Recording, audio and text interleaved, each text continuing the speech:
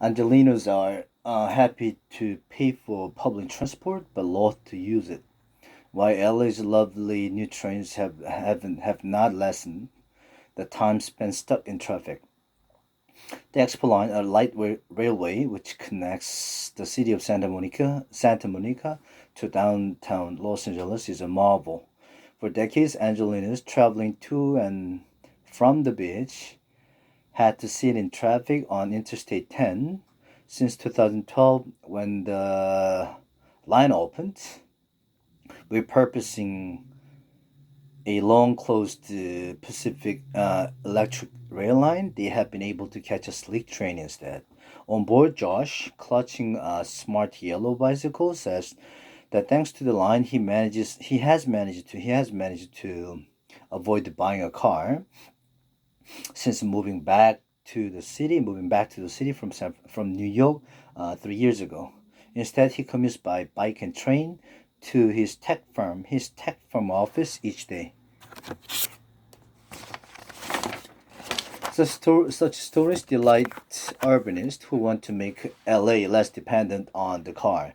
The city is trying hard to throw off its reputation as an autonomous city.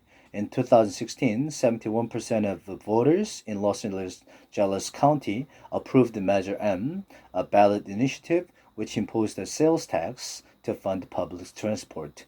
That and all the taxes mean for every dollar they spend, people in Los Angeles urban area now contribute 2 cents to public transport.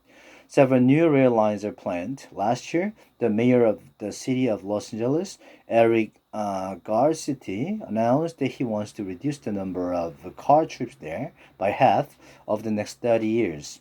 Yet, much more common than people like Josh are people like Debbie, a 22-year-old pharmacy worker, standing waiting for a bus in El Monte, a city in the east of the sprawl. She looks sniffily around at her surroundings. Today, her car has broken down, otherwise, she would be in it. Driving is just so much easier, she says. Even as its budget has expanded, the number of people actually using public transport in LA has collapsed. Total ridership is down almost a quarter since 2013. 3 in 4 Angelinos travel to work on their own in a car, the highest figure ever. Half a century ago, Rainer Barnum, a British architectural critic, mocked urban planners who want to force LA to readapt public transport. It will not be easy to persuade Angelinos to climb into whatever colored rolling stock the new dream system offers. He wrote, some fear he may be proved right. It seems to be easier to persuade Angelinos to pay for public transport than to get them to use it. According to Michael Manville, a professor at UCLA's Institute of Transportation Studies, the driving factor behind the decline is that public transport in LA is mostly a safety net for the poor, not a service for most people.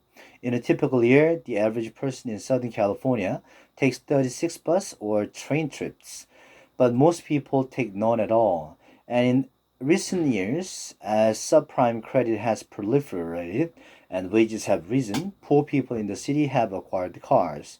The proportion of the households without access to a car fell from 10% in 2000 to 7% in 2015. Among immigrants, the fall was even sharper, from 14 to 8%. For a while, the opening of new rail lines balanced out falling use of buses, but no longer. According to Mr. Manville, providing public transport options is not enough to persuade people to get out of their cars. Trains and buses must be almost as fast and convenient as driving. In sprawling Los Angeles, with its extensive freeway system, even the almost permanent traffic jams do not slow people down to the speed of buses. With over 100 square miles of parking over 4 Manhattans, there's usually somewhere to leave the car. What can be done to turn things around? Jessica Meany, who runs a charity which lobbies for transport for poor people, says that the city's planners have often been too romantic, prioritizing grand new rail lines and trying to attract freewheeling yuppies. Meanwhile, the needs of poorer people who mostly use buses have been neglected. She knows several simple things that need improvement. Pavements around bus routes should be less dangerous so people do not feel scared of walking to the stop. Rail stations need toilets and baby changing stations so people with children or without are not caught short. Police officers patrolling lines could be less aggressive toward young men. Modest changes are already underway. Last month, the Los Angeles County Metropolitan Transportation Authority, which manages most public transport in the LA urban area, announced that it will update its bus routes, which have been mostly unchanged for 30 years.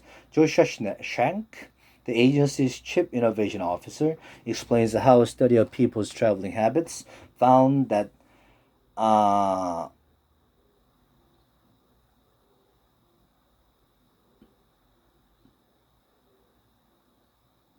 found that buses were particularly bad for short journeys out of normal commuting hours, taking a child to a doctor, for example.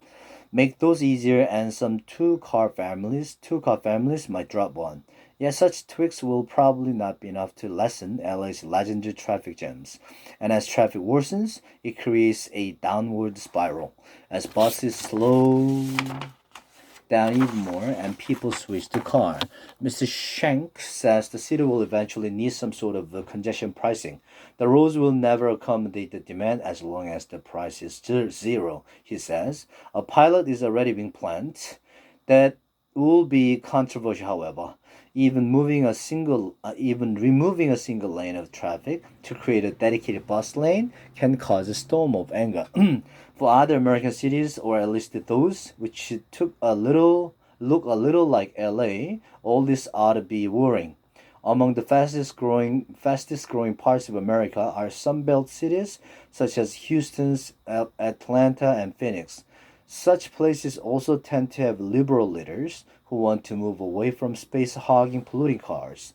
Yet none of those cities have anywhere near the resources LA has put into public transport to such a little effect. Money is important, but to get people out of their cars, it'll take bravery too.